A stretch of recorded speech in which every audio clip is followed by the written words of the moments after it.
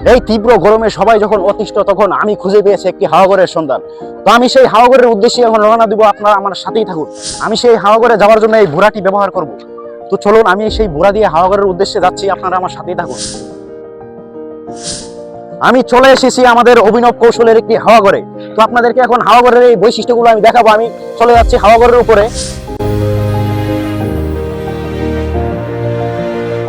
তো এমন একটি হাওয়াঘর যদি থাকে, তাহলে তো আমরা বলতেই পারি আমরা গরমের চেয়ে শক্তিশালী।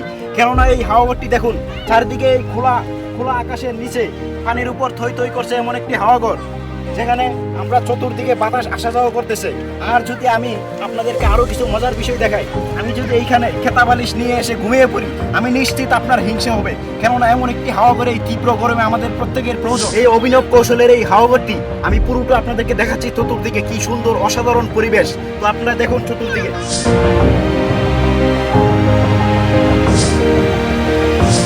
এই অভিনব কৌশলের হাওয়াঘরটি আপনাদের কেমন লেগেছে আপনারা কমেন্ট করুন, এবং যদি ভিডিওটি ভালো লেগে থাকে তাহলে লাইক এবং শেয়ার করুন।